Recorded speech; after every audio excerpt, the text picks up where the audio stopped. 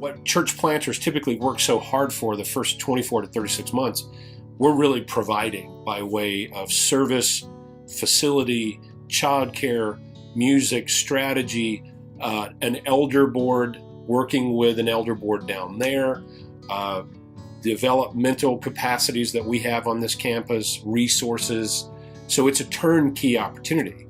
And I think that's a huge encouragement to John. You want to speak to that? Yeah, I have friends that have planted churches in California and different states, and the biggest struggle they have is creating that help. They got to develop leaders for elders and nursery. This church is going to be able to help establish really the pains of when you're starting a church. And we're not starting, we're kind of relocating just a section of our church. And so I think that a lot of the stress and pressure is going to be relieved, where we can really focus in on shepherding and gospel ministry instead of trying to create this critical mass at the beginning. Yeah, and another important piece of that is that we're downloading our culture, our doctrine in that area. It's not something that we have to reinvent. It's something that we've been blessed by. We've worked very hard to cultivate here, and that's why people come to church. So what we want is that as our people start attending something down there, it's like walking in the doors here. Right. Same tone, same doctrinal commitment, same outward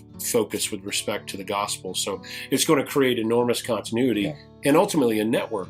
Yeah. And we hope to do this not just once with John, but multiple times with many of our own pastors that come through the church here. Yeah. Other wise part of this, I think, is that we're going at it in stages with some very measurable objectives. Like our first stage is just really kind of the commitment stage. Mm-hmm. We want to invest in our church's commitment here and those that are going to be involved in it there. So it's really stretched out into 3 or 4 stages over a 24-month period to be careful and cautious about the resources that will be applied, how we backfill service opportunities here, how we provide service opportunities there. It's very well thought out.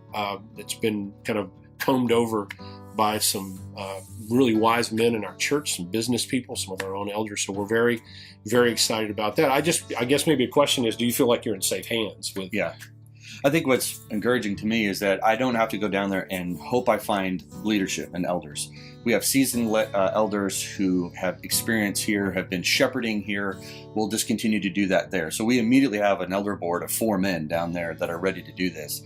And then there's always the resources here. We're not in another state or even in another country. So this is a different kind of missions where I have the support of this staff and these elders and this church.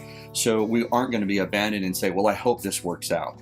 And so it is, and of course, there's a lot of trusting in the sovereignty of God here. But as far as getting this started, I'm not on my own. I'm not by myself. The stress isn't on the Moffitt family. Right. It's on Community Bible Church, whether north or south. We all bear the weight of it. We'll be partnering indefinitely as churches. We're not really saying goodbye. We're really saying have fun. Right.